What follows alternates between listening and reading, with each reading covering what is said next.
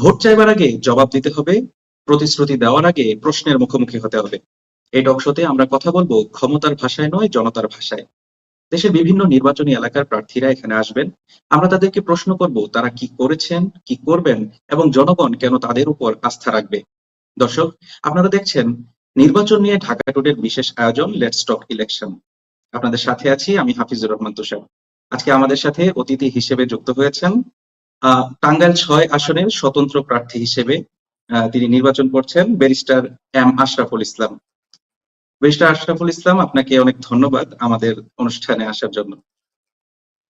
আপনাদের প্রতি আমার কৃতজ্ঞতা যে আপনাদের মাধ্যমে আমি আমার কথাগুলো বলতে পারছি, যেটা শুধু আমার নির্বাচনী এলাকার জন্য জরুরি নয়, আমি মনে করি বাংলাদেশের আপামর জনগণের জন্য জরুরি। জি, আমি প্রথমেই আপনার কাছে যে প্রশ্নটি রাখতে চাই, আপনি একজন স্বতন্ত্র প্রার্থী হিসেবে নির্বাচনে অংশ নিচ্ছেন। আমরা দেখেছি ইতিমধ্যেই বিএনপি সহ এনসিপি, জামায়াত তারা জোট করে নির্বাচনে গেছে। আহ, বড় বড় দলগুলো প্রায় সবাই জোট করেছে। সেই হিসেবে একজন স্বতন্ত্র প্রার্থী হিসেবে লেভেল প্লেইং ফিল্ড কতটা রয়েছে নির্বাচনী মাঠে আপনি বলে মনে করেন? এটা আসলে যে সুন্দর কোশ্চেন করেছেন, এই কোশ্চেনটার জবাবটা দেওয়াটা সহজ, কিন্তু বলাটা আরো বেশি কঠিন। কারণ হচ্ছে স্বতন্ত্র প্রার্থীর ক্ষেত্রে আমি এটা দিয়ে থার্ড টাইম ইলেকশন করছি, তৃতীয়বারের মতো। যেগুলো ফেস করতে হয়, একটা রাজনৈতিক দলের তাদের কর্মী বাহিনী থাকে, সুসংগঠিত কর্মী বাহিনী থাকে, এজেন্ট নিয়োগের ক্ষেত্রে, বিভিন্ন প্রচারণার ক্ষেত্রে তারা পেয়ে থাকে, রেডিমেড পেয়ে থাকে। কিন্তু স্বতন্ত্র প্রার্থীর ক্ষেত্রে হচ্ছে এগুলা কোনো কিছুই থাকে না। তার ব্যক্তি ইমেজটা থাকতে হয় একদম আকাশচুম্বী, মানুষের প্রতি বিশ্বাস থাকতে হয় অত দৃঢ়ভাবে, এবং প্রত্যেকটা মানুষের সাথে তার সম্পৃক্ত থাকতে হয়। সেই সেটা একটা প্রশ্ন। আর একটা স্বতন্ত্র প্রার্থী হওয়াটা একটা পলিটিক্যাল প্রার্থীর প্রার্থী হওয়ার চেয়ে অনেক গুণ বেশি কঠিন। যেটা আপনারা ইতিমধ্যে জেনেছেন যে টোটাল ভোটের 1% সম্মতি, সিগনেচার অথবা আঙ্গুল টিপ, থাম ইমপ্রেশন নিয়ে নির্বাচন রিটার্নিং অফিসারে জমা দিতে হয়। সেইখানে দৈব চয়নের মাধ্যমে সেটা পরীক্ষা করা হয়। এটা যখন পরীক্ষা করতে যায় এটা আরো টাফ, কারণ যখন নর্মাল এসিলেন যান, উনি ওনার গাড়ি নিয়ে যান, সাথে অনেক সময় পুলিশ থাকে অথবা অফিসাররা থাকে। যখন সাধারণ মানুষের কাছে তারা যায়, মানুষ এমনি আইন শৃঙ্খলাকারী বাড়ি দেখে ভয় পায়, তাদের সাথে কথা বলতে চায় না, মনে করে কোনো বিপদ আসলো কিনা। তো এই কারণে স্বতন্ত্র প্রার্থীর ক্ষেত্রে এগুলো অত্যন্ত কঠিন। তো আরেকটা যে কোশ্চেন, আপনার সেই কোশ্চেনের উত্তরটা দেওয়া খুবই আমরা দেখেছি যে বিগত পলায়নকৃত সরকারের ক্ষেত্রে যে তারা সবচেয়ে বেশি অন্যায় করার মধ্যে সেটা হচ্ছে জনগণকে ভোট দিতে দেয়নি, জনগণের সাথে প্রতারণা করেছিল। সেখানে তাদের প্রভাব, হুমকি দামকি, মারামারি, সন্ত্রাসী সমস্ত কিছুই করেছিল, ইলেকশন মেকানিজম করেছি। এখনো মানুষের মধ্যে বিশ্বাস আছে যে সে দলটা নাই, কিন্তু আরেকটা দল আছে, তারপরে আমাদের জামাত ইসলাম আছে, অন্যান্য দল আছে, বিশেষ করে বিএনপি এবং জামাত ইসলাম। এখানে অনেকেই মনে করছে যে স্বতন্ত্র প্রার্থী যারা ইলেকশন করছেন তারা কি ফিল্ডে থাকতে পারবেন কিনা, এবং তাদের জন্য সবচেয়ে বড় ভয় হচ্ছে যে তারা যদি জনপ্রিয় হয়, ওঠার মতো সম্ভাবনা থাকে, তাদের উপরে অতীতের মতো আক্রমণ হবে কিনা। যেমন আমি ইতিপূর্বে 2বার ইলেকশন করেছি, 2বারই ভিক্টিমাইজ হয়েছি। আমার বাড়ি ঘর ভেঙে ফেলছে, আমার গাড়ি ভেঙে ফেলছে, আমাকে মৃত্যুর সম্মুখীন হতে হচ্ছে, মারার জন্য চেষ্টা করেছে, গুলি করা হয়েছে। এবং গত 24 ইলেকশনে আপনারা জানেন আমি একমাত্র ব্যক্তি যে 7ই জানুয়ারি যখন একটা সরকার অন্যায়ভাবে গঠিত হলো, আমি 7টার সময় প্রতিবাদ করেছি, পরের দিন রাস্তায় নেমে পড়েছি যে এই দলের সাথে সম্পৃক্ততা নাই। আমি সম্ভবত বাংলাদেশের প্রথম ব্যক্তি যেটা আমি নরকের জননী বলে ওনাকে আখ্যায়িত করেছিলাম। তো স্বতন্ত্র প্রার্থীর ক্ষেত্রে আসলে ইলেকশন করা অনেক টাফ। আর বিজয়ের সম্ভাবনা এতই কঠিন যে সেখানে প্রত্যেকটা লোককে ভোট কেন্দ্রে নিয়ে যাওয়া, তার এজেন্ট থাকে না। সেখানে অনেক বেশি কাজ করতে হয়, অনেক বেশি দৃঢ় হতে হয়, অনেক বেশি দৃঢ় মনোবল হতে হয়। ধন্যবাদ। আমি যদি জানতে চাই আপনার কাছে যে এই যে আমাদের 24-এ একটা গণ অভ্যুত্থান হয়ে গেল, এর মাধ্যমে একটা সরকারের, আমরা যদি বলি যে ফেসিস্ট রেজিমের পতন হয়ে গেল। এখন কিন্তু এই ইলেকশনে আমরা বিগত 3টা ইলেকশন আমরা দেখেছি যে 3টা ইলেকশনই কোনো ইলেকশনই হয়নি, জনগণ স্বতঃস্ফূর্তভাবে ভোট দিতে পারেনি। কিন্তু এইবার কিন্তু তরুণদের প্রতি একটা বিশেষ নজর আছে, যেহেতু তরুণরা এই পরিবর্তনে একটা বড় ভূমিকা রেখেছে, তরুণদের প্রতি একটা বিশেষ নজর আছে। সেই ক্ষেত্রে আপনি আপনার এলাকার তরুণদের জন্য বিশেষ কোনো পরিকল্পনা রেখেছেন কিনা, কর্মসংস্থান বা ইত্যাদি বিষয়ে? যেন আচ্ছা, তরুণরা আপনার প্রতি আকৃষ্ট হবে, সেই দিক থেকে কোনো পরিকল্পনা আছে কিনা আপনার? অনেক ধন্যবাদ। যেহেতু আমি রাজনীতির সাথে সম্পৃক্ত একদম ছোটবেলা থেকেই, আপনি বলতে পারেন আমার লেখাপড়া, আমার বড় হওয়া, আমার এই স্টেজে আসা সবকিছু রাজনীতিকে কেন্দ্র করে। এবং আমি এতই বেশি ডেভোটেড, নিজেকে নিয়োজিত রেখেছি যে আমার প্রত্যেকটা অ্যাক্টিভিটিস আমার নিজের কাছে আমি সারাক্ষণ জবাব দিতে দিয়েছি। যেমন আমি কখনো কারোর সাথে মিথ্যা কথা বলার চেষ্টা করিনি। চরিত্র স্খলন বলতে যেটা হয় সেটাকে সবসময় কেয়ারফুল থেকেছি, কারণ আমাকে মানুষের কাছে যেতে হবে। সেখানে যদি আমার দুর্বলতা থাকে, যদি সমালোচনা আমার নিজের কাছে, আমি লজ্জিত হয়ে কোনো কাজের মধ্যে, আমি মানুষকে কি বলবো? তো প্রথম কথা হচ্ছে তরুণদের জন্য আমি নিজে একটি ব্যক্তি, একটা আদর্শ হওয়ার চেষ্টা করেছি, সেটাকে উপস্থাপন করি। দ্বিতীয়ত হচ্ছে যে আমার এলাকাটা হচ্ছে একদম গ্রাম নির্ভর। আমি গ্রামে বড় হয়েছি, আমার বাবা মা গ্রামের মানুষ, আমি সাধারণ পরিবারের ছেলে। আমি ছোটবেলায় ম্যাট্রিক পাস পর্যন্ত আপনি বলতে পারেন যে আমি সকালবেলায় গরুর জন্য ঘাস কেটেছি, বাজারে সবজি বিক্রি করেছি, তারপরে লেখাপড়া করেছি। আমাদের লেখাপড়া ছিল একটা টাইমিং, সেটা হচ্ছে ফাইনাল পরীক্ষার আগে অথবা যে প্রথম সাময়িক, দ্বিতীয় সাময়িক, এর আগে আমরা পড়ার সুযোগ পেতাম। আমরা অন্য অন্য মানুষের মতো পড়ার সুযোগ পাইনি। এই জিনিসটা কিন্তু বাংলাদেশে এখনো চেঞ্জ হয়নি। চেঞ্জ হয়েছে এখন ইয়াং যারা, তাদের ড্রেসের চেঞ্জ হয়েছে, জুতার চেঞ্জ হয়েছে। আমরা এসএসসি পরীক্ষার সময় প্রথম আমি জুতা কিনেছিলাম, একটা প্যান্ট বানিয়েছিলাম, যে প্যান্ট, এখন জিন্সের প্যান্ট অনেকেই পরেন, প্যান্ট পরেন। সেটা শুধু আমার ক্ষেত্রে না, আমি কিন্তু মোটামুটি একটা সচ্ছল ফ্যামিলির ছেলে, তারপরে এটা আমার ক্ষেত্রে হয়েছে। অন্যদের ক্ষেত্রে আপনি কল্পনা করেন। তো গ্রামের একটা জায়গায় পরিবর্তন হয়েছে, ড্রেস আপের পরিবর্তন হয়েছে, কিন্তু লেখাপড়া, এদেরকে ইন্সপায়ার করা, এদেরকে ভবিষ্যৎ দেখানো, এটা হয়নি। আমার পরিকল্পনার মধ্যে হচ্ছে যে একটা এমপির কর্মসংস্থান সৃষ্টি করার মতো কোনো কর্মক্ষেত্র নাই। সে কোথায় করবে? তার কোনো মিনিস্ট্রি নাই। তার কিছু সুপারভাইজিং ক্ষমতা আছে, সরকারের পক্ষ থেকে কিছু বিভিন্ন সময় বিভিন্ন অনুদানগুলো দেওয়া হয়, সেগুলো তার করা হচ্ছে, বিভিন্ন জায়গায় সে উপদেষ্টা, কিন্তু কর্মসংস্থান করাটা কিন্তু আমরা অতীতে যেটা দেখেছি, এমপি সাহেবরা, সরকারি কর্মকর্তা, ডিসি সাহেব বলেন, বিভিন্ন অফিসের সাথে নেগোসিয়েশন করে তারা একটা ব্রোকারে পরিবর্তন হয়, দালালে পরিবর্তন হয়, সেখানে ঘোষ একটা বাণিজ্য করে। তো যেটা আপনাকে আবার বললাম যে নিজের ঢোল নিজে বাজাচ্ছি, কারণ এই ঢোলটা আমি টিকিয়ে রেখেছি যাতে আমি জনগণের সাথে কথা বলতে পারি। এটা আমার সম্পদ যে আমি সৎ, এটা আমার সম্পদ যে আমি নিবেদিত, এটা আমার সম্পদ যে আমি অকটপয়, এটা আমার সম্পদ যে আমি দৃঢ়ভাবে কথা বলি, এটা আমার সম্পদ আমি বলিষ্ঠ সাহসিকতার সাথে কথা বলি। তো তরুণদের জন্য যেটা আমার বিষয়, তরুণদের যেমন আমি স্কুলে ক্লাস নেই, সেটা স্কুলে বলেন, কলেজে বলেন, প্রাইমারি, কিন্ডারগার্টেন বলেন, আমি তাদেরকে বলি যে তোমরা পাবলিক ইউনিভার্সিটি কাকে বলে, পাবলিক মেডিকেল কলেজগুলো কাকে বলে, পাবলিক আপনার ইঞ্জিনিয়ারিং কলেজগুলো কাকে বলে, তোমরা এখান থেকে স্বপ্ন দেখো যে ওই সব জায়গায় তোমরা অ্যাডমিশন দিবে এবং ভর্তি হবা। যদি ওই সব জায়গায় তোমরা ভর্তি হও, তোমরা সুন্দর পরিবেশ পাবা, তোমাদের মনোভিত্তি অনেকটা বড় হবে, পরিসর হবে, তখন তোমরা দেশের সিভিল সার্ভেন্ট বলো, দেশের বিদেশি কোম্পানির সাথে, মাল্টিনেশনাল কোম্পানির সাথে জয়েন করা বলো, এই জিনিসগুলো তাদেরকে ইন্সপায়ার করতে হবে। প্লাস যেটা আমি বললাম যে আমি ঘাস কেটেছি, গরুকে খাওয়াইছি, বাজার করেছি, শুধু সাময়িক পরীক্ষার সময়, ফাইনাল পরীক্ষার সময় পড়েছি।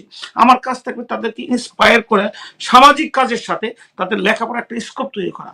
আপনার আরো বিগত আমলে আমরা ফ্যাসিস্ট বলতে, তার সঙ্গে সবচেয়ে বড় যেটা ক্ষতি হয়েছে সেটা হচ্ছে এডুকেশনাল সিস্টেম, বিশেষ করে গ্রাম পর্যায়ে একদম ধূলিসাৎ হয়ে গেছে। দিনের পর দিন স্কুল কলেজ বন্ধ থাকতো, তারা পলিটিক্যাল পার্টির লেজুর ভিত্তি থাকতো, তাদের পদালঙ্কন ফলো করতো। এইখানে যে কাজটা হচ্ছে, এই এডুকেশন সিস্টেমটা তাদেরকে ইন্সপায়ার করে, প্রপার এডুকেশন দিয়ে তাদের পড়ার প্রতি পরামুখী করে, এবং তারা যারা লেখাপড়া করে তারা যারা টাইম বেস্ট করে, যে আমি কত ঘন্টা দিনে পড়লাম, কত ঘন্টা স্কুলে ছিলাম, আমার সারাদিন পড়ার অ্যাচিভমেন্টটা কি। যেহেতু আমি একজন ব্যারিস্টার, আমি জানি পড়ালেখাটা কিভাবে করতে হয়, আমি জানি কিভাবে টাইমটাকে ক্যালকুলেট করতে হয়, আমি জানি টাইমটাকে কিভাবে জীবনের সাথে ধরে রাখতে হয়। আমার কাজ হচ্ছে ওই গ্রামের, বিশেষ করে আমার এলাকার ছেলে মেয়েদেরকে, ইয়াংদেরকে, ছাত্রদেরকে, তাদেরকে আধুনিকভাবে গড়ে তোলার জন্য তাদের মনোবৃত্তি, ডিটারমিনেশনটাকে একদম কনক্রিট করা এবং তাদের কোর্স করা। সেইটা আমি যদি কোনো কিছুই না পারি, আমি স্কুলে যে ক্লাস নিব, কলেজে যে ক্লাস নিব, বাড়ি বাড়ি যে তাদেরকে বলবো আসলে এইভাবে লেখাপড়া করে। এবং তাদের যে কিছু প্রতিবন্ধকতা থাকবে, যেমন পরীক্ষার সময় আপনি ধরেন এখন ফর্ম ফিল আপ করতে হয়, প্রত্যেক বছর তাদের সেশন ফি দিতে হয়। একটা ছেলে একটা অ্যাডমিশন টেস্ট দেওয়ার জন্য ঢাকায় আসবে, একটা ছেলে একটা চাকরির জন্য রিকমেন্ডেশন লাগে, একটা ছেলেকে এক জায়গায় উপস্থাপন করতে হয়, একটা ছেলে ভালো ছাত্র, তাকে যদি আমি উৎসাহ উদ্দীপনা দিতে পারি, তাকে যদি আমার সীমাবদ্ধতার মধ্যে যোগান দিতে পারি, এবং সেটা যদি আমি গোপনে দিতে পারি, সে একদিন এই বাংলাদেশকে লিড দেবে, মানুষের পাশে দাঁড়াবে। আমার এমপি ইলেকশন করা আমি জিততে পারবো কিনা জানি না। আমাকে অনেকেই বলে যে ইউ আর অ্যাডভোকেট, আপনার একটা ছেলে আছে অটিস্টিক, আপনি ভালো অ্যাডভোকেট কাজ করেন, আমি তাদেরকে বলি যে এটা আমি এবাদত মনে করি। আপনি যদি অজু করে নামাজে না দাঁড়ান, মহান সৃষ্টিকর্তা আপনার নামাজ কিভাবে কবুল করবে? তো ইলেকশন দাঁড়ানো হচ্ছে যে আমি একটা পথে আসলাম, নিজেকে একটা জায়গায় ছাড় দিলাম, তারপরে যদি আল্লাহ অশেষ রহমত থাকে, আমার এলাকার লোক যাতে স্বতন্ত্র ইলেকশন করে পাশ করা দ্য টাফেস্ট থিং, আমি যদি পাশ করতে পারি, আমি একটা জিনিস আপনাদের মাধ্যমে গ্যারান্টিতে বলতেছি, আমি একটা এক্সাম্পল সৃষ্টি করব, সেটা শুধু বাংলাদেশের জন্য না, সারা পৃথিবী সেটাকে প্রশংসা করবে। সেটা হলো একজন মানুষ সৎভাবে নিজেকে বিলিয়ে দিয়ে ওই আমার গ্রাম অঞ্চলের মানুষকে, বিশেষ করে ইয়াং ছেলে মেয়েদেরকে কিভাবে তাদেরকে ডিটারমাইন করা যায়, তাদেরকে ভবিষ্যতের পথ দেখানো যায়, তাদেরকে কুচ করে আধুনিক মানে কোচিং, যেটা প্লেয়ার যেমন যত ভালো প্লেয়ারই হোক, সাকিব বলেন মোস্তাফিজি বলেন, তাদেরকে যদি ভালো কোচ না দেওয়া হতো তাহলে তারা ভালো প্লেয়ার হতে পারতো না। তো গ্রামের ছেলেদেরকে যদি আমরা ঠিক মতো নির্দেশনা না দিই, তারা কিভাবে বড় হবে, কি করবে, তাদের ভবিষ্যৎ কি, তাদের পদরেখা যদি অলঙ্কন করতে না পারে, অঙ্কিত করতে না পারি, তারা বড় হতে পারবে না। আমি হতে চাই তাদের অভিভাবক, অভিভাবক হয়ে তাদের ভবিষ্যৎ পথটাকে দেখানো। এটা হচ্ছে আমার ইলেকশনের বড় একটা পারপাস। আরেকটা পারপাস জি হচ্ছে, জি আরেকটা পারপাস জি হচ্ছে, আপনি শেষ করুন। জি একটা পারপাস হচ্ছে, আপনি শুনে আপনি লজ্জা পাবেন, কিন্তু লজ্জার বিষয় না। আমি একটু আগে আপনার এখানে কথা বলার আগে আমি পবিত্র কোরআন পড়েছি। আমি পবিত্র কোরআন শরীফে যদি আপনি যান, যেটা আপনি বলি ঋতুস্রাব মাসিক, আপনি যদি বিয়ের ক্ষেত্রে যান, আপনি যদি এবাদত, কখন একটা মেয়ের এবাদত কাউন্ট হবে, তার যদি বয়স সন্ধিকাল কখন থেকে কাউন্ট হবে, বিয়ে যদি তালাক হয় তাকে কি ইদ্যত পিরিয়ডটাকে কাউন্ট করতে হবে, এবং প্রতি মাসে যে আমার মা বোন মেয়ে যার কথাই বলেন না কেন, এটাকে কিভাবে ইসলামিক পদ্ধতিতে কন্ট্রোল করতে হবে, এই জিনিসটা আমরা বাবা হয়ে আমরা আমাদের ওয়াইফদেরকে জিজ্ঞেস করি না আমার মেয়ের অবস্থাটা কি বয়সন্ধিকালে। আমরা স্বামী হয়ে স্ত্রীকে জিজ্ঞেস করি না, আমরা ছেলে হয়ে মার কষ্ট বোঝার চেষ্টা করি না। সবচেয়ে বড় যে ডিফেক্ট, এখন আপনারা মেয়েদের অনেক রোগ হয়ে থাকে, বিশেষ করে ক্যান্সার, বিভিন্ন ধরনের ক্যান্সার, এটার পিছনে সবচেয়ে বড় কারণ আমি মনে করি, আমার ওয়াইফ একজন ফিজিশিয়ান ডক্টর, সেটা হচ্ছে আমাদের গ্রামের মানুষরা, মেয়ে মা বোন, তারা এখনো পুরাতন ওয়েস্ট পেপার কাগজগুলো, কাপড়গুলো ব্যবহার করে, যেখান থেকে তাদের হাইজেনিক কারণে বিভিন্ন রোগের সৃষ্টি হয়। আমার একটা ডিটারমিনেশন হচ্ছে যে আমি গ্রামের মেয়েদেরকে ট্রেন আপ করবো গণস্বাস্থ্য থেকে, তাদেরকে মানুষের প্রেশার কিভাবে পরীক্ষা করতে, বিশেষ করে মা বোনদের, তাদের ডায়াবেটিক্সের সাজেশন দিব। আর এই স্যানিটারি নেপকিনটা প্রয়োজন আল্লাহ যদি আমাকে সক্ষমতা, আমার ইনকামের টাকা দিয়ে আমি এটা নাগরপুর দিলদুয়ারের বিশেষ করে ইয়াং মেয়েরা যারা বয়সন্ধিকাল 13 বছর হয়, তাদের থেকে আরম্ভ করে যারা স্টুডেন্ট, তাদেরকে অ্যাটলিস্ট তাদের হাতে পৌঁছে সবার জন্য পৌঁছানোর চেষ্টা করব, যে অ্যাটলিস্ট তারা খাবার না খেয়ে একটা অসুস্থ হয় না। কিন্তু এই সময়টা যদি সে প্রিকশন না নিতে পারে, প্রপার ফ্যাসিলিটি না পায়, সে জীবনকালটা অনেকে ক্যান্সারের মতো রোগ হয়ে মারা যায়। এইখান থেকে তাদের রক্ষা করার জন্য আমি জন সচেতনতা সৃষ্টি করব, সাথে ফ্যাসিলিটেট করবো। এটা হচ্ছে আমার ইলেকশনের প্রথমটা। ওটা হচ্ছে দ্বিতীয় কর্মসূচি, যে তাদেরকে প্রথমে হচ্ছে আমি আমার মা বোন, আমার মেয়েদেরকে, তাদেরকে আত্মনির্ভরশীলতার সাথে সাথে তাদের স্বাস্থ্যগত কারণটা সবচেয়ে সুন্দর করে দেখবো। আর বয়স্ক লোকদের জন্য যদি আমি প্রেশারটা মাপতে পারি, তাকে বলতে পারি আপনার প্রেশারটা ফ্লাকচুয়েট করতেছে, তারা প্রেশারের জন্য যে এভরিডে ওষুধ খেতে হয়, সেই ওষুধ খাওয়ার ক্যাপাসিটি সারা বাংলাদেশের গ্রামের মানুষের 90% ক্যাপাসিটি নাই। আমি অ্যাটলিস্ট আমার এলাকার মানুষকে এটা প্রোভাইড করে আমি প্রমাণ করতে চেষ্টা করবো যে জনপ্রতিনিধি হতে হলে তাকে দায়িত্বশীল হতে হবে, তাদের বাবা মা তাদের চেয়ে আপন না হলে দায়িত্বশীলতার ক্ষেত্রে হতে হবে তাকে প্রথম এবং প্রধান, এবং দায়িত্বকে তাকে অনেস্টির সাথে, আন্তরিকতার সাথে সবসময় পালন করতে হবে। জি, জনাব আশরাফুল ইসলাম, আমরা আপনার কাছে একটা বিষয় জানতে চাইবো যে এই যে গণভোট হচ্ছে নির্বাচনের দিনই, 12 তারিখে গণভোট হবে, সরকার সহ বিভিন্ন রাজনৈতিক দল তারা প্রচারণা চালাচ্ছে, যদিও সরকারের আইনি ভাবে কোনো বাধা নিষেধ নাই প্রচার চালানোর, তারা হ্যাঁ পক্ষে প্রচারণা চালাচ্ছে। এইটা কি কোনোভাবে বায়াসড হয়ে গেল কিনা? কারণ আপনি বিধান রেখেছেন হ্যাঁ এবং না ভোটের, কিন্তু মানে প্রচারণাটা চালানো হচ্ছে শুধু হ্যাঁ ভোটের দিকে। মানে আপনি কি বলবেন এই ব্যাপারে? আপনার ব্যক্তিগত মতামত যদি একটু বলেন। এটা ব্যক্তিগত মতামত, যেটা আপনাকে কোশ্চেন করেছেন, অ্যাকচুয়ালি একটা গণ অভ্যুত্থানের মাধ্যমে আমাদের জুলাই, আমাদের ভাই বোনদের রক্তের বিনিময়ে আমরা একটা অভ্যুত্থান পেয়েছি।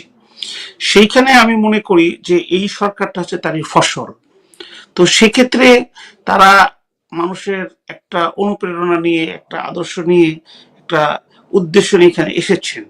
যদিও এটা রাষ্ট্রীয় ক্ষমতা থেকে বায়াস দেখার মতো এবং বায়াস একটা বিষয়, যে শুধু হাবোর্ডের পক্ষে কেন তারা প্রচারণা করছেন, তারা তো কিন্তু যদি আমরা বৃহত্তর স্বার্থে এবং এই জুলাই 24-এর আমরা এটাকে ধারণ করি, তাহলে এটাকে আমাকে প্রচার করতে হবে।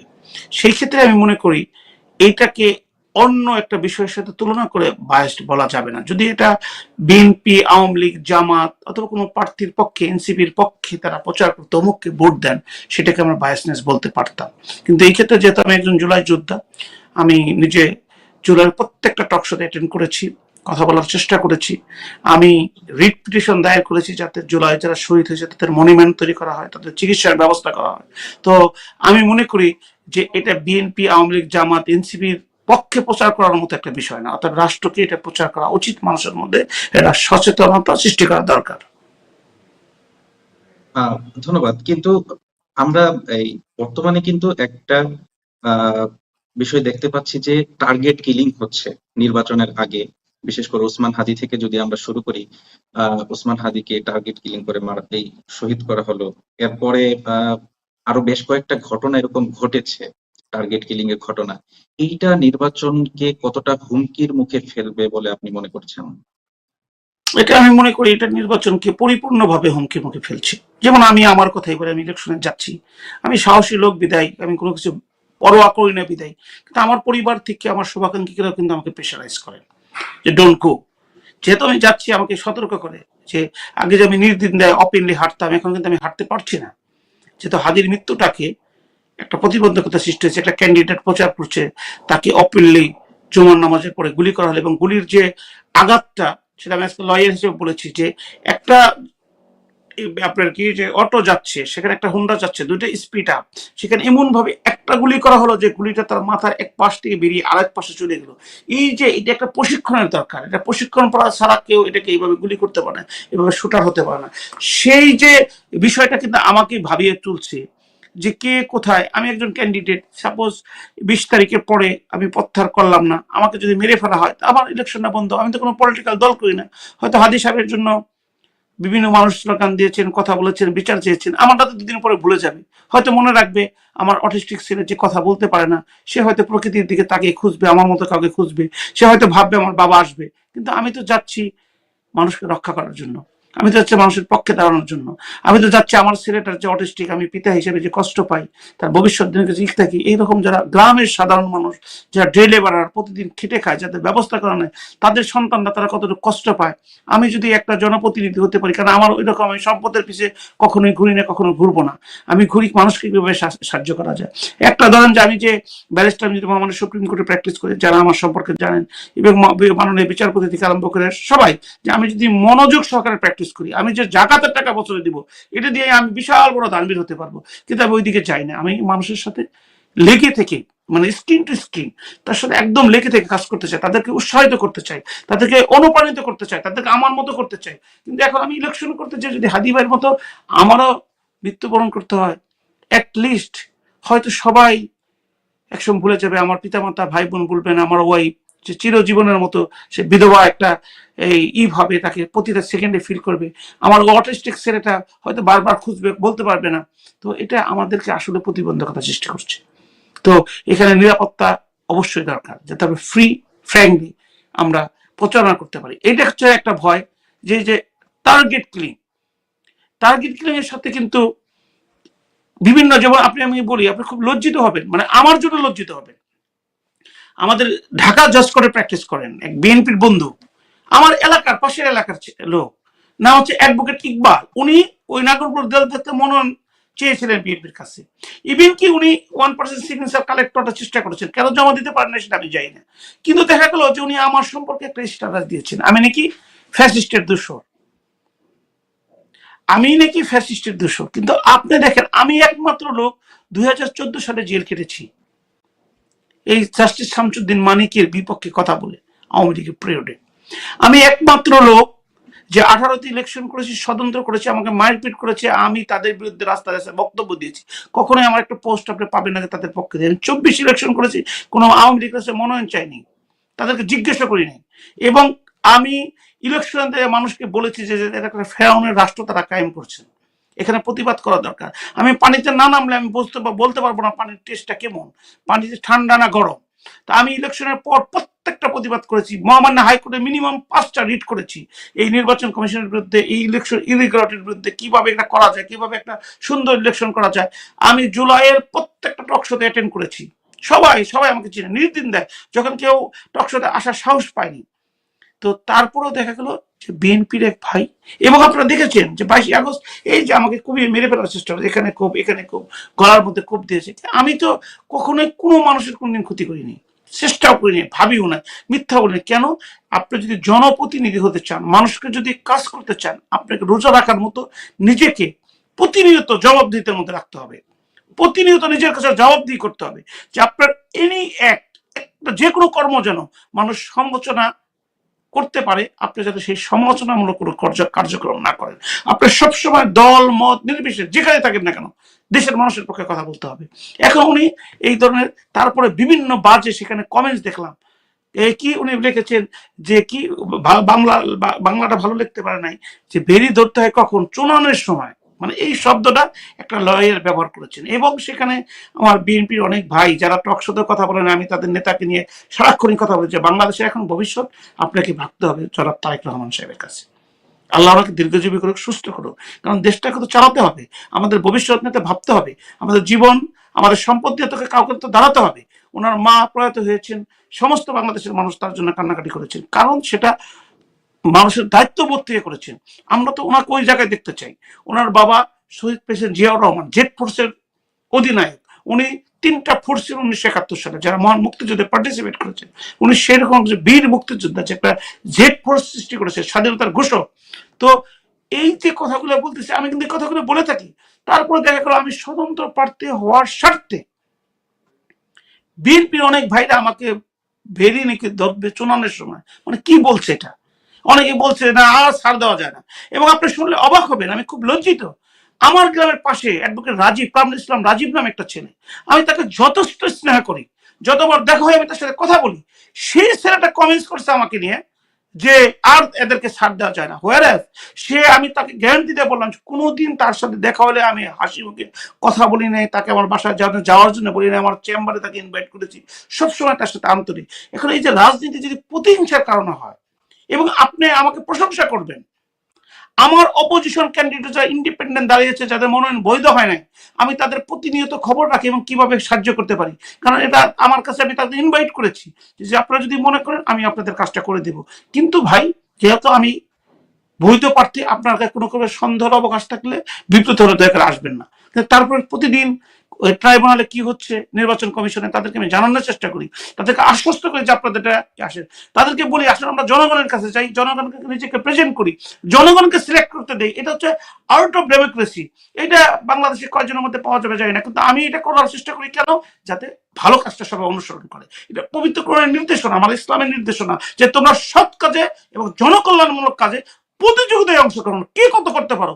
আমি চেষ্টা করি একজন মুসলমান হিসাবে, একজন মানুষ হিসাবে সৎ কাজ এবং জনকল্যাণ কাজ বলে প্রতিযোগিতায়, হ্যাঁ আমি ফার্স্ট হব, আপনি যতবারই ফার্স্ট আমি চেষ্টা করি ফার্স্ট হওয়ার জন্য, আমি সেটা চেষ্টা করি।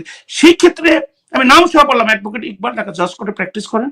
আমি খুব দুঃখিত, তার সামনে সবসময় তাকে শুভকামনা করি, তার ছেলে একটা ব্যারিস্টারি পড়তেছে, আমার ছোট ভাই ব্যারিস্টার, একজন অ্যাডভোকেট কামরুল ইসলাম, নাম বললাম রাজীব, আমার পাশের গ্রামের।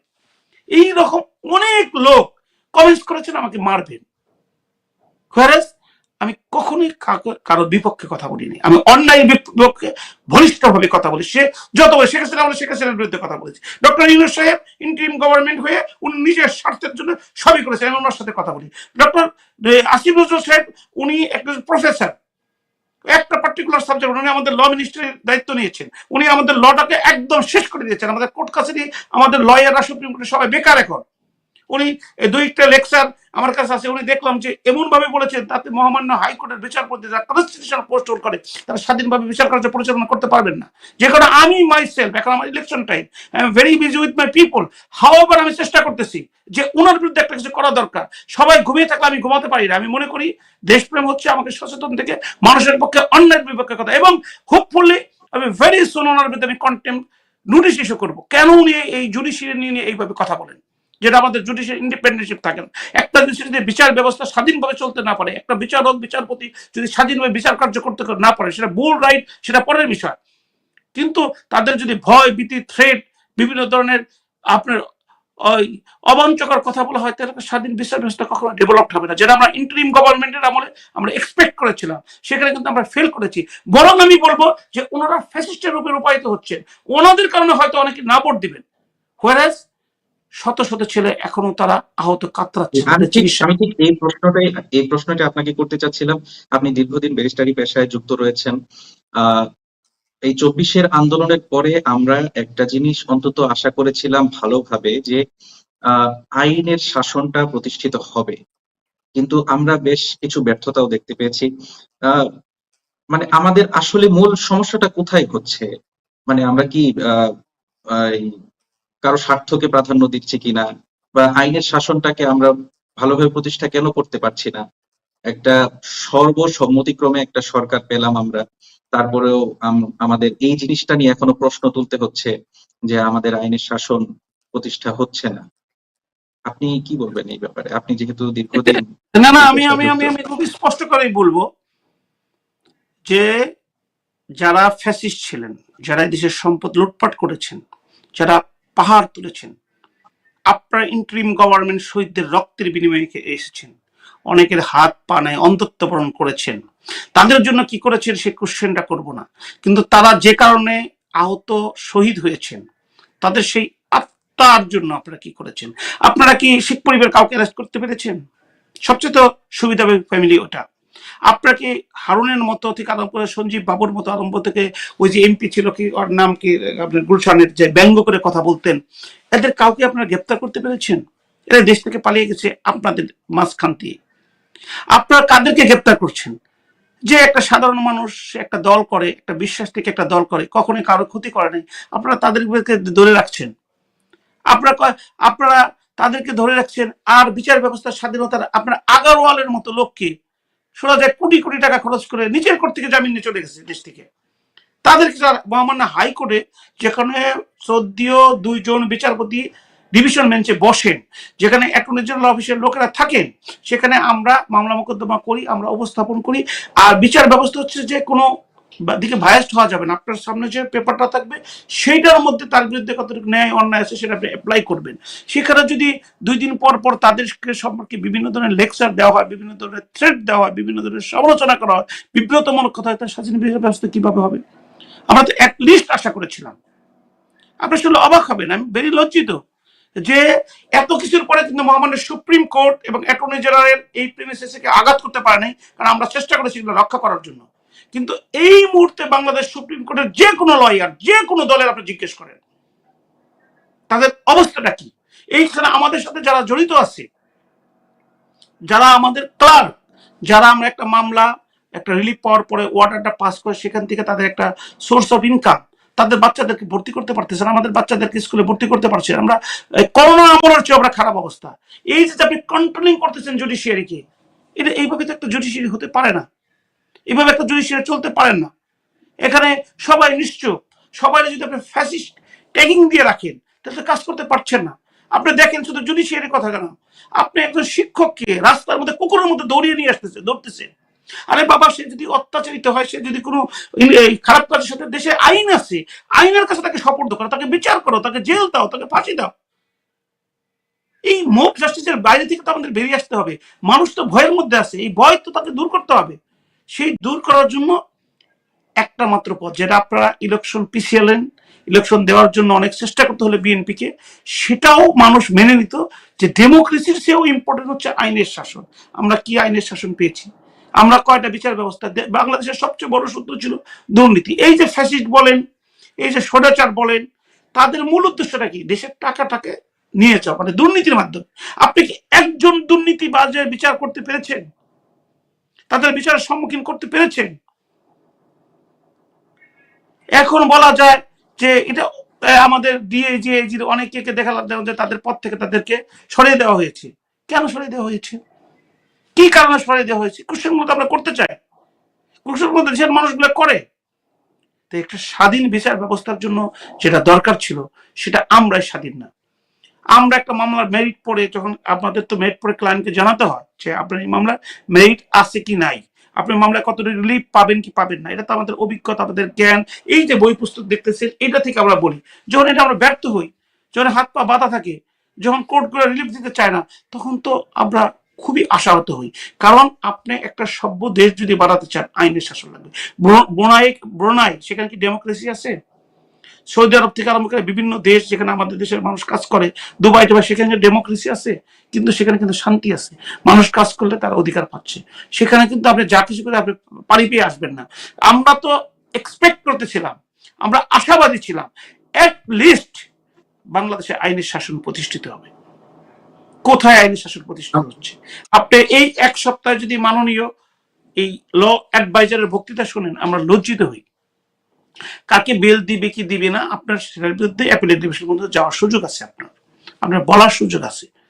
বিল দেওয়ার পরে যদি তাকে আপনার দেন, এখানে আমরা আইনজীবী, এখানে মাননীয় বিচারপতি, তাদের এইটুকু স্বাধীনতা থাকতে হবে। সেটা যদি আপনার মিডিয়ার কাছে এসে বক্তব্য রাখেন, কিভাবে একটা স্বাধীন বিচার ব্যবস্থা হবে? আপনি দেখেছেন, আপনাকে একটা কথা বলি, যে সবচেয়ে লজ্জিত, এটা ফ্যাসিস্ট আমলকে আমরা হারিয়ে দিয়েছি।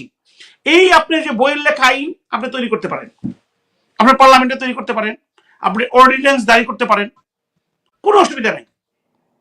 আপনি একটা ডিসিশন দিয়ে ব্যাখ্যা করতে পারেন, কিন্তু একটা কাস্টম আপনি সৃষ্টি করতে পারেন না, নজির সৃষ্টি করতে পারেন না। এই নজির হয় শত শত বছরের প্র্যাকটিস থেকে, যেটা ইংল্যান্ডের মতো জায়গায়, সেখানে কোনো রিটেন কনস্টিটিউশন নাই, নজিরের উপর একটা দেশ চলে। আমাদের এই বাংলাদেশের নজির ছিল যে আপনি বিচারপতি হিসেবে মহামান্য হাইকোর্টে কনস্টিটিউশনালে তাদেরকে নিয়োগ দিবেন, 2 বছর পরে তাদেরকে আপনি কনফার্ম করবেন সাবজেক্ট টু স্যাটিসফ্যাকশন। তারপরে যারা এই মাননীয় বিচারপতির কার্য পরিচালনা করেন, যারা সিনিয়র, যারা বিজ্ঞ, তাদেরকে ডিভিশন বেঞ্চের প্রিসাইডিং জাজ হিসেবে দেওয়া যায়। অতীতে আমরা দেখলাম ভেরি রিসেন্টলি 1 বছরে তাদেরকে কনফার্ম করা হলো, এই নজিরটাকে ধ্বংস করা হলো। শুধু তাই নয়, 1 বছরের মধ্যে তাদেরকে ডিভিশন বেঞ্চের মধ্যে বেঞ্চ দেওয়া হলো। এই যে 1 বছরের মধ্যে আপনি কনফার্ম করে তাদেরকে দিয়ে বেঞ্চ পরিচালনার জন্য দিলেন, মাননীয় ল অ্যাডভাইজার থেকে আরম্ভ করে যারা বিচারাঙ্গনের সাথে জড়িত আছেন, আমি আজকে কোশ্চেন করছি, কালকে সবাই কোশ্চেন করবে, উত্তরটা কি হবে? এই হচ্ছে বাংলাদেশের বর্তমানের আইনের অবস্থা। আমরা শুধু আইনজীবী যারা বক্তব্য দিয়ে আসেন সবাই আশাহত। না, এই যে বিষয়গুলো আপনি উল্লেখ করলেন, জনমনেও প্রশ্ন রয়েছে, এই ব্যর্থতাগুলো কি গণভোটে গিয়ে প্রভাব ফেলতে পারে? 100% প্রভাব ফেলবে। আমি গণভোটে হা কার জন্য দিব? এই কাজগুলো আপনাকে ত্বরান্বিত করার জন্য দিব। আমরা তো পেয়েছিলাম আপনাদের জুলাই আগস্ট থেকে আপনাদের সময় দিয়েছি, আজকে 26 জানুয়ারি মাসের 14 তারিখ 13 তারিখ। আমরা তো এখানে দুর্নীতিবাজদের আমরা মনে করেছিলাম শত শত দুর্নীতিবাজদেরকে আপনারা তাদেরকে বিচারের সম্মুখীন করবেন। আপনারা দেখছেন না যে ওই মঈনুদ্দিন ফখরুদ্দিন আমরা যতই আপনি সমালোচনা করেন, মানুষ গাড়ি বাড়ি টাকা পয়সা ছেড়ে চলে গেছে। তখন তো একটা ফ্লো সৃষ্টি হয়েছে, ঘোষ দিলে ঘোষ দিতে চাই নাই, দামি গাড়ি কিনতে চাই নাই। আজকে বাংলাদেশের সবচেয়ে বড় শত্রু হচ্ছে কে? দুর্নীতি। আপনি ফ্যাসিস্ট কেন হন? দুর্নীতি করার জন্য। আপনার টাকার পাহাড় করেন। ওই সময় ফখরুদ্দিন মঈনুদ্দিনের আমলে আপনি দেখেছেন একটা স্কুলে একটা বাচ্চা আর একটা খুব হাই ফাই টাই পড়া দামি গাড়িওয়ালা ছেলের সাথে বসতে চায় নাই, বলছে তোমার বাবার কয় টাকা ইনকাম, তুমি এগুলো পাও কোথায়? আমাদের তো সেই রকম একটা বিপ্লবের দরকার ছিল, সেই রকম একটা বৈষম্যহীন বাংলাদেশ চেয়েছিলাম। আমরা কোন জায়গায় কোন বৈষম্যহীন বাংলাদেশ? কিন্তু বৈষম্যের পাহাড় হয়েছে, এখানে বৈষম্যের পাহাড় সৃষ্টি হয়েছে, প্রত্যেকটা ক্ষেত্রে বৈষম্য আগের চেয়ে বেশি হয়েছে। উঠা আন্দোলন করলাম আমরা চাকরি পাওয়ার জন্য, কয়টা ছেলেকে, যারা আন্দোলন তো সব ছাত্ররা আন্দোলন করেছে, কয়টা ছেলেকে আপনার চাকরি দিয়ে সক্ষম হয়েছেন? যে কয়টা ছেলেকে এই যে রাষ্ট্রের বিভিন্ন পোস্ট পদবি খালি আছে, আপনি কতজন লোককে চাকরি দিয়েছেন? হ্যাঁ, উঠা আপনি করতে পারতেন, যারা যারা আপনার এই জুলাই অভ্যুত্থানে ছিল, যারা আহত ভুক্তভোগী, তাদেরকে আমরা দেখলাম কি ওয়াসার মধ্যে ওখানে ঘোষ বাণিজ্য চলে গেছে, ঘোষ বাণিজ্য, টাকা, টাকার পাহাড়। এবং আরেকটা জিনিস আপনার লক্ষণীয়, আমি ব্যারিস্টার 26 বছর যাবত প্র্যাকটিস করি, 2000 সাল থেকে। আমি আপনাকে উইটনেস হিসেবে বলতেছি, আমার ব্যাংকে দেখেন তো কয় টাকা আছে। আমি 24 ঘন্টার মধ্যে 18 ঘন্টা পরিশ্রম করি, যারা আমাকে চিনেন তারা জানেন। এই যে আপনার সাথে কথা বলছি, আপনার সাথে কথা বলবো থেকে বাসা পর্যন্ত যাওয়ার সুযোগ পাইনি, এখানে ওয়েট করতেছিলাম যে আপনার সাথে কথা বলে যাব। এই যে জুলাই অভ্যুত্থানে যারা নেতৃত্ব দিয়েছেন, নাহিদ ইসলাম, সার্জিস ইসলাম, হাসনাত সাহেবদের ব্যাংকের যে টাকা, সেটা কি স্বাভাবিক? They were totally student. হ্যাঁ, কোচিং সেন্টার আমিও পড়েছি। আমি রেস্টুরেন্টে কাজ করে আমার ভাই বোনদেরকে লেখাপড়া করিয়ে ব্যারিস্টার হয়েছি, এবং স্টিল নাও আমি লুক আফটার করি। আমার মতো বাংলাদেশের প্রায় ছেলেরা যারা সাধারণ ফ্যামিলি থেকে বেরিয়ে আসছে, আমাদেরকে টিউশনি বলেন, আমাদের বিভিন্ন জায়গায় কাজকর্ম করে আমাদেরকে লেখাপড়া করতে হয়। এই যে হাসনাত সাহেবরা, সার্জিস সাহেবরা, মাহফুজ ইসলাম সাহেবরা, এই যে যে তাদের এই এক বছরে এমন কি আলাউদ্দিনের আচার্য প্রদীপ পেলেন যে 2 দিন আগে তারা এই স্ট্যাটাস দিতেন যে তারা ওই ইয়ের ক্যান্টিনে টাকা পে করতে পারেন না, তাদেরকে এই টাকাটা এবার কিভাবে আসলো? মিনিমাম যদি ধরেন যে একটা লোকের যদি 5 লক্ষ টাকা সেভ করতে হয়, সে কিভাবে সেভ করবেন? এবং তাদেরকে দামি দামি গাড়ি, বিভিন্ন কথাবার্তা, বিভিন্ন কিছু, এটার জবাব দিয়ে এই যে এইগুলো তো আপনাকে হাবড়ে এফেক্ট করতেছে, প্রভাব ফেলতেছে। আপনি লিডার মানে কি, আমি সরি টু সে, কিন্তু বলতে হবে, যেহেতু ইসলামী ফোবিয়া নিয়ে আপনি রাজনীতি করতেছেন, আমাদের মোহাম্মদ সাল্লাহ সাল্লামের আমলে সাহাবি থেকে আরম্ভ করে তাদেরকে একজনকে দেখেন তো তারা কিভাবে লাইফ লিড করতেন, তাদের সম্পদের কি ছিল। আপনি আফগানিস্তানে যান, আফগানিস্তানে যান তালেবান নেতৃত্ব, সে তালিবান নেতৃত্বে কে এইভাবে হঠাৎ করে এত তাড়াতাড়ি ধনী হয়ে গেছে? আজকে নেপালের মতো দেশ বলে যে আমরা বাংলাদেশের মতো উদাহরণ সৃষ্টি করতে চাই না। ইভেন 1971 সালে মহান মুক্তিযুদ্ধে যারা নেতৃত্ব দিয়েছেন, তাদেরকে একজনের ব্যাংক অ্যাকাউন্ট এখানে উপস্থাপন করেন তো দেখি, যে তারা যারা জেল হত্যা করে, যাদেরকে হত্যা করা হয়েছে, তাদের থেকে আরম্ভ করে যে তাদের এতগুলো সম্পদ ছিল, এতগুলো বাড়ি করছিল, এতগুলি ছিল। তো আমরা তো জোড়াই আশা করেছিলাম যে এরা অনেস্টির ক্ষেত্রে, স্যাক্রিফাইসের ক্ষেত্রে সর্বোচ্চ তারা এক্সাম্পল সৃষ্টি করবে, মানুষ দৌড়িয়ে হাতে ভোট দিত যে ইয়েস উই ওয়ান্ট দেম, আমরা চাই আপনারা ক্ষমতা থাকেন। সেটা কি হয়েছে? ডক্টর ইউনূস সাহেব সে আদম ব্যাপারে লাইসেন্স থেকে আরম্ভ করে কি নেয় না এটা বলেন। আলী রিয়াজ সাহেবরা বিদেশ থাকতেন, উনি এই দেশে নতুন সরকার গঠন করার পর উনি চ্যালেঞ্জ করে থাকবো, ওনার অ্যাড্রেস কে জানেন বলেন? কেউ বলতে পারবেন না। আপনি তো একবার আমাকে ফোন দিয়েছেন, পেয়েছেন। আমার এলাকায় গেলে আমার মা বাবা ভাই বোন আত্মীয় সবখানে পাবেন। আমার এই দেশ থেকে যাওয়ার কোথাও জায়গা নাই। হোয়ারাস আই ক্যান, আইবিএম এর লয়ার ছিলাম ইংল্যান্ডে, আমি থাকতে পারতাম। এই যে আলী রিয়াজ থেকে আরম্ভ করে বিভিন্ন উপদেষ্টারা যে আমাদের ভাগ্য পরিবর্তন করার চেষ্টা করছে, ওনারা এসে কি করলেন? আমাদের চট্টগ্রাম বন্দর বিদেশিদের কাছে দিয়ে দিবেন। কেন? ওখানে দুর্নীতি হয়। আরে বাবা, দুর্নীতি হয় না কোন জায়গায়, সেই জায়গাটা দেখান। তাহলে কি সবাইকে বিদেশের হাতে দিয়ে দিবেন? তাহলে কি জন্য মানুষ আপনাকে হাবড় দিবে? মানে আমার কোশ্চেনটা হচ্ছে যে বন্দরগুলো মিসম্যানেজমেন্ট হয়, দুর্নীতি হয়, আপনি দিয়ে দিবেন। আমি আপনাকে কোশ্চেন করতে চাই, কোন জায়গায় দুর্নীতি হয় না, ইভেন ইনক্লুডিং ইউর চেয়ার? তাহলে কি সবই আপনি বিদেশের কাছে দিয়ে দিবেন?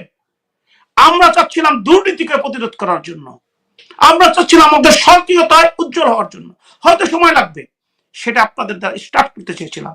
আমরা চাচ্ছিলাম আপনারা তাকে পুরস্কৃত করবেন যে দেশপ্রেমে অটল, যে 100 পাওয়ার মতো লোক, যে সৎ আদর্শমান মানুষকে বুকে ধরে। আজকে একটা লেবারের দিকে তাকান রাস্তায়, আপনি যদি বাংলাদেশকে ভালোবাসেন, আপনার হৃদয়ে রক্তক্ষরণ হবে।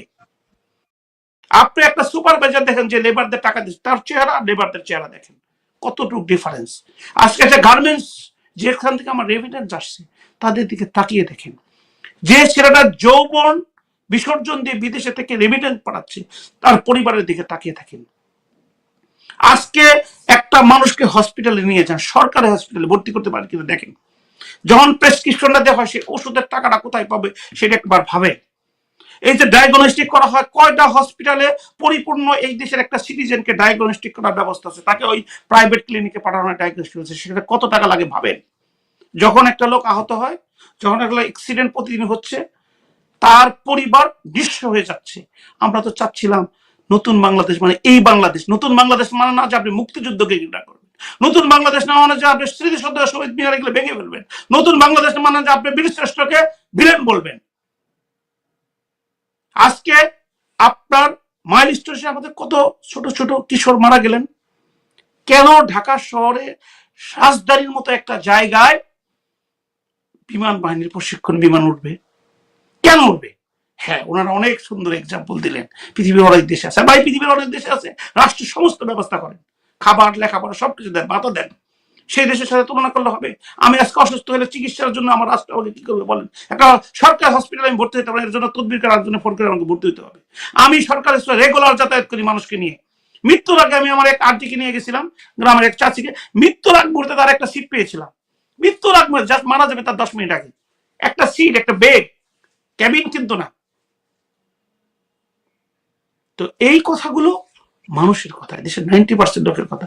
গ্রামের কি প্রোগ্রেসটা হয়েছে? গ্রামের ছেলেটা লেখাপড়া করে আজকে আপনার বাসার যে দারোয়ান, যে ইয়াং ছেলেটা টকবগে ইয়াং 20 থেকে 22 বছর, ওর দিকে তাকান, একটা পুলিশ কনস্টেবলের দিকে তাকান, একই রকম চেহারা। ও হয়তো চাকরি পেয়েছে 10 লাখ টাকা ঘুষ দিয়ে, আর ওই ছেলেটা দারোয়ানের কাজ করতেছে, তাকে সারাক্ষণ দাঁড়িয়ে থাকতে স্যালাড দিতে হইতেছে, সার বলতে হইতেছে, ব্যাগ টানতে হইতেছে। কি অপরাধ? এদেশে তো এদেশের নাগরিক, তার জন্য কি আমরা একটা ব্যবস্থা করতে পারি না? তার জন্য কি একটা জি কর্মসংস্থান, একটা আপনি সম্মানের মতো কর্মসংস্থান করতে পারি না? এইগুলো তো আমাদেরকে ভাবতে হবে, বলতে হবে।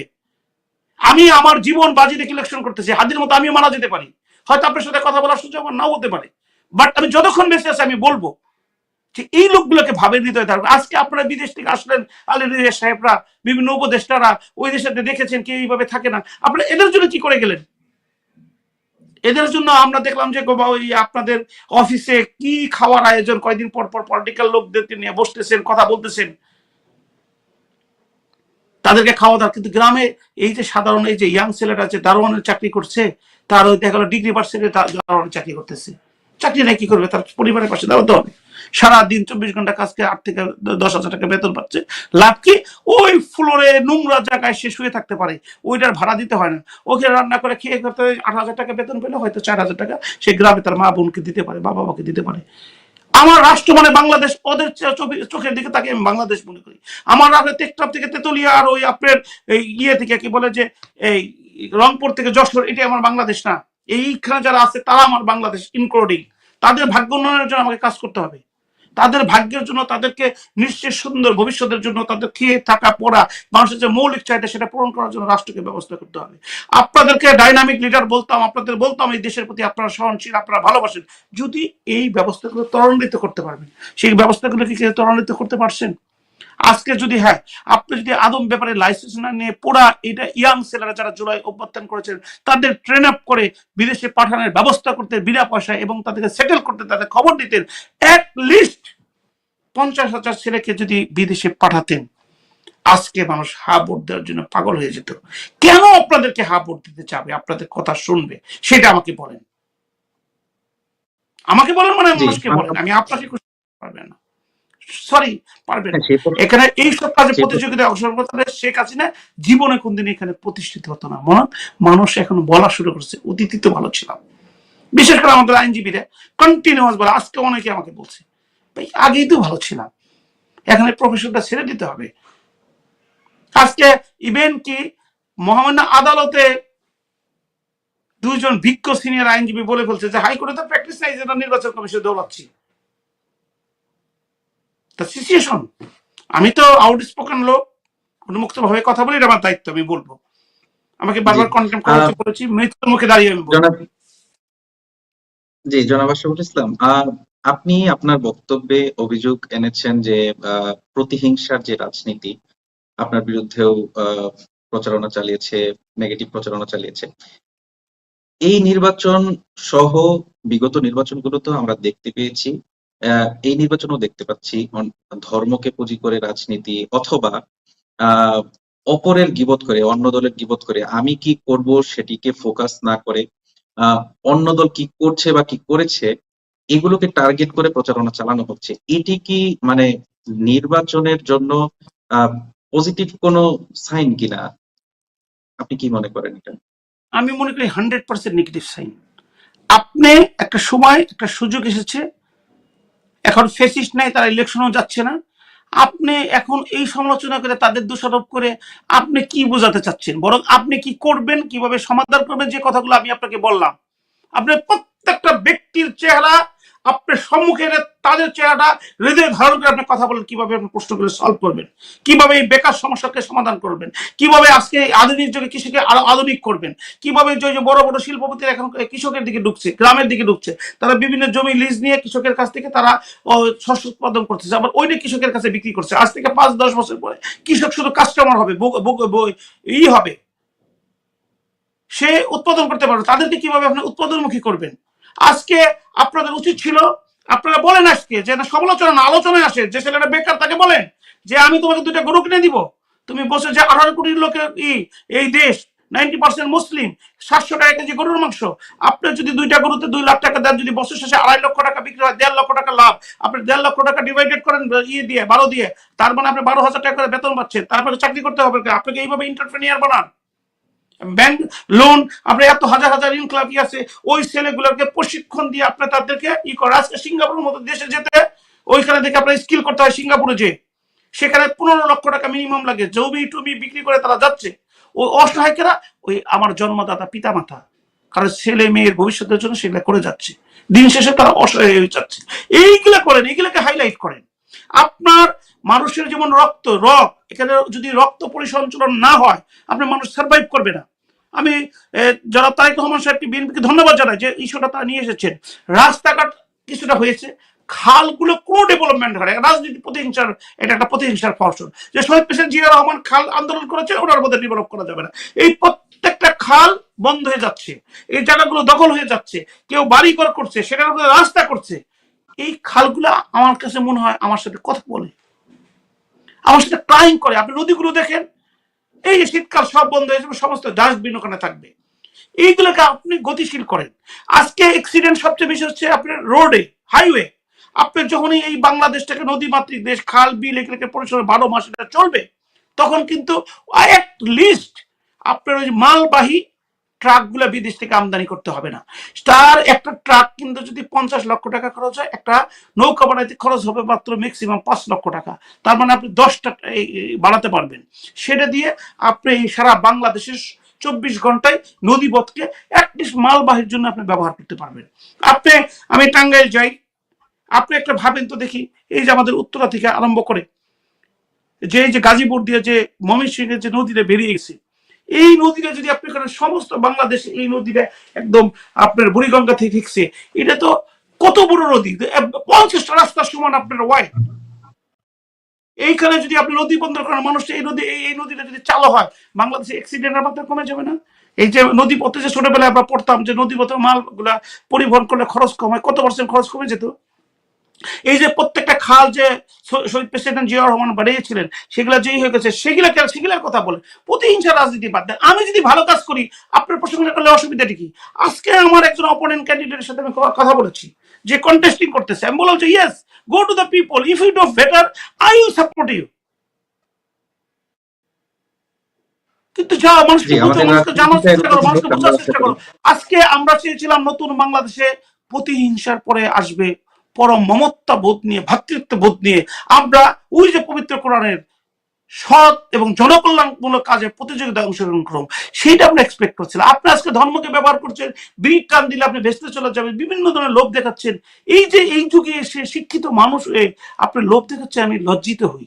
আপনি ধর্মের মর্ম বাড়িগুলোকে বলেন, এটা বলেন না কেন? পবিত্র কোরআনের সবচেয়ে, আপনাকে বললাম, সবচেয়ে বেশি প্লেসে লেখা আছে, প্রায় সূরার মধ্যে লেখা আছে, আপনার সৎ কাজে এবং জনকল্যাণমূলক কাজে প্রতিযোগিতায় অংশগ্রহণ করেন।